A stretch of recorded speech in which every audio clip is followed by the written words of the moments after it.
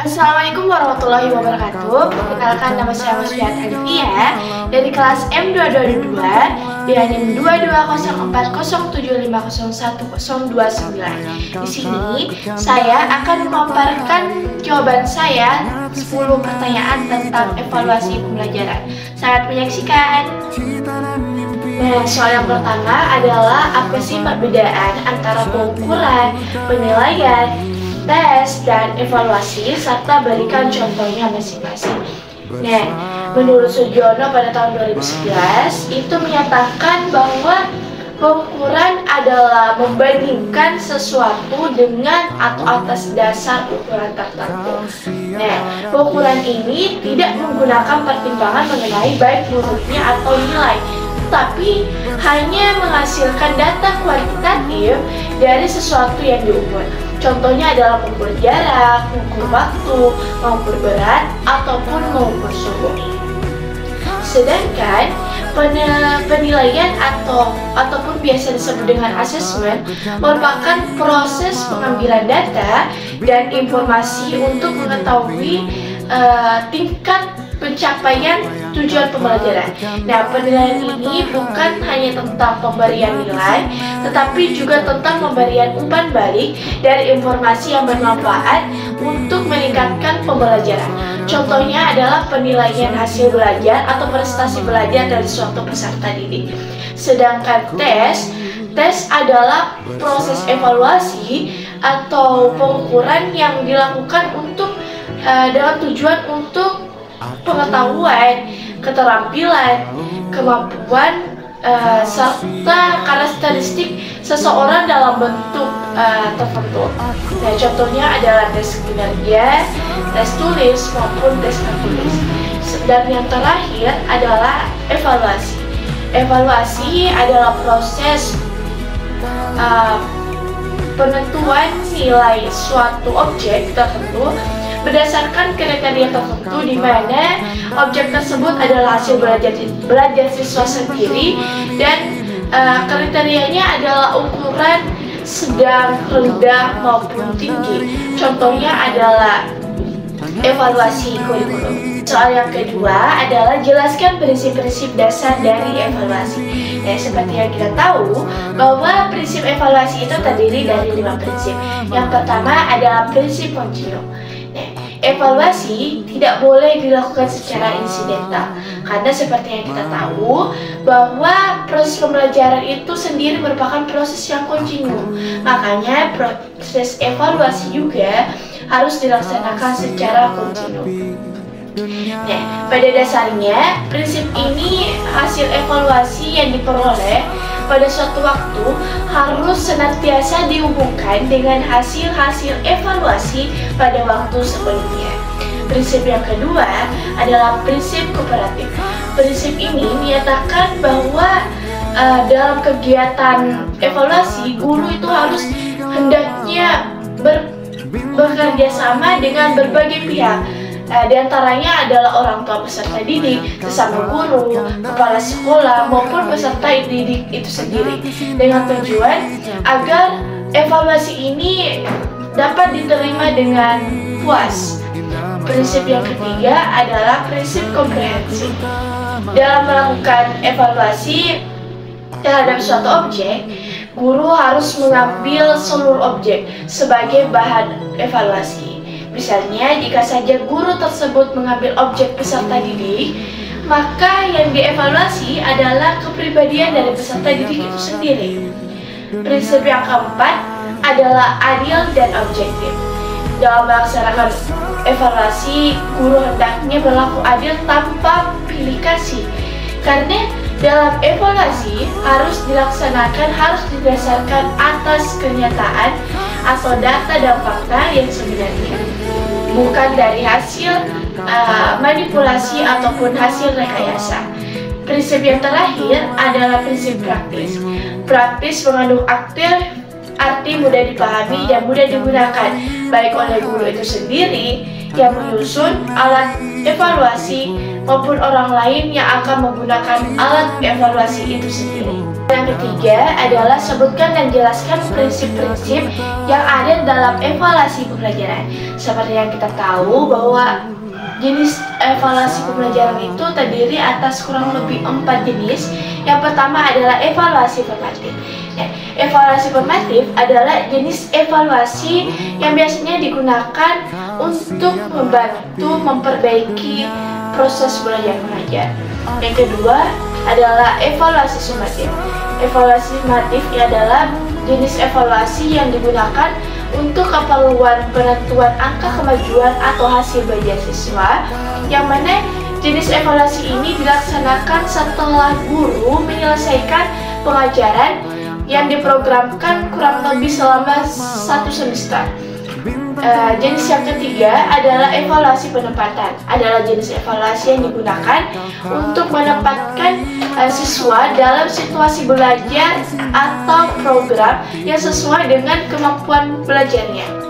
Terus evaluasi yang terakhir adalah evaluasi diagnostik, yang mana merupakan evaluasi yang digunakan untuk membantu siswa yang mengalami kesulitan belajar. Nah, soal yang keempat adalah jelaskan perbedaan antara evaluasi diagnostik, evaluasi formatif, dan evaluasi sumatif. Yang pertama adalah evaluasi diagnostik. Evaluasi diagnostik merupakan jenis evaluasi yang dilakukan sebelum proses pembelajaran. Nah, evaluasi ini bertujuan untuk mengidentifikasi pengetahuan dan keterampilan awal siswa, dan hasilnya itu bisa digunakan untuk menyesuaikan pembelajaran dengan kebutuhan siswa. Contohnya bisa melalui tes awal, tes penempatan, maupun observasi. Nah, yang kedua adalah tes formatif. Tes formatif merupakan jenis tes yang dilakukan selama proses pembelajaran berlangsung. Nah, tes evaluasi ini bertujuan untuk memantau kemajuan belajar siswa dan memberikan umpan balik untuk perbaikan. Nah, hasilnya ini bisa digunakan untuk membantu siswa belajar secara aktif dan lebih efektif lagi. Contohnya tes harian, kuis, maupun tugas-tugas harian. Sedangkan terakhir merupakan tes evaluasi sumatif, merupakan jenis evaluasi yang dilakukan pada akhir proses pembelajaran, bertujuan untuk mengukur pencapaian belajar siswa secara keseluruhan. Hasilnya ini bisa digunakan untuk memberikan nilai akhir dan membuat keputusan tentang persetujuan. Contohnya itu bisa berupa tes akhir semester dan juga ujian nasional. Yang kelima yakni jelaskan tujuan dari evaluasi. Tujuan evaluasi adalah untuk melihat dan mengetahui proses yang terjadi dalam pembelajaran. Nah, proses pembelajaran ini terbagi menjadi 3 bagian. Yang pertama adalah proses input, yang kedua proses transformasi, dan yang ketiga proses output. Proses input adalah peserta didik yang telah dinilai kemampuannya dan siap menjalani proses pembelajaran. Transformasi adalah segala unsur yang terkait dengan proses pembelajaran, yakni guru, media dan bahan ajar, metode pembelajaran, sarana penunjang, dan sistem administrasi. Sedangkan output adalah capaian yang dihasilkan dari proses pembelajaran. 6 adalah jelaskan sasaran evaluasi. Sasaran evaluasi pembelajaran adalah aspek-aspek yang terkandung di dalam proses pembelajaran, yakni bisa meliputi yang pertama tujuan pembelajaran, yang kedua adalah unsur dinamis pembelajaran, yang dapat juga disebut dengan sumber belajar, yang bisa meliputi orang, pesan, bahan, alat, teknik, dan juga latar. Yang ketiga adalah pelaksanaan pembelajaran, yang dapat diartikan sebagai interaksi antara sumber belajar dengan siswa itu sendiri. Yang terakhir adalah kurikulum. Dalam hal ini, kurikulum dipandang sebagai rencana tertulis, yakni seperangkat komponen pembelajaran yang diuraikan secara tertulis pada buku. Sampailah kita pada soal nomor 7, yakni jelaskan fungsi evaluasi pembelajaran bagi pendidik dan bagi siswa. Evaluasi pembelajaran memiliki fungsi yang sangat penting bagi pendidik dan juga bagi peserta didik. Bagi pendidik, evaluasi berguna untuk mengukur kemajuan siswa, menilai metode pengajaran, mengetahui kemajuan dan kegagalan dalam proses pembelajaran, dan memberikan bimbingan sesuai kebutuhan. Evaluasi juga berperan penting dalam alat diagnostik untuk mengetahui kelemahan siswa dan memberikan solusi penyempurnaan. Sedangkan bagi peserta didik, evaluasi ini berguna untuk mengetahui hasil belajar, meningkatkan semangat belajar, dan menjadi dasar perubahan kurikulum. Evaluasi juga berguna untuk menentukan kelulusan siswa dan menjadi input bagi orang tua dan lembaga pendidikan. Nah, pertanyaan ke-8 yakni jelaskan klasifikasi evaluasi menurut fungsinya. Dilihat dari segi fungsi yang dimiliki, maka evaluasi pendidikan dapat dibedakan menjadi 3 golongan. Yang pertama adalah evaluasi pendidikan yang dilaksanakan dalam rangka memenuhi kebutuhan psikologis. Yang kedua, evaluasi pendidikan yang dilaksanakan dalam rangka memenuhi kebutuhan didaktif. Sedangkan yang terakhir adalah evaluasi pendidikan yang dilaksanakan dalam rangka memenuhi kebutuhan administratif. Pertanyaan ke-9, jelaskan prosedur evaluasi pembelajaran. Nah, dalam evaluasi pembelajaran ini terbagi menjadi 5 tahapan. Tahapan yang pertama adalah membuat perencanaan evaluasi. Dalam tahapan ini meliputi uji coba dan menyusun kisi-kisi.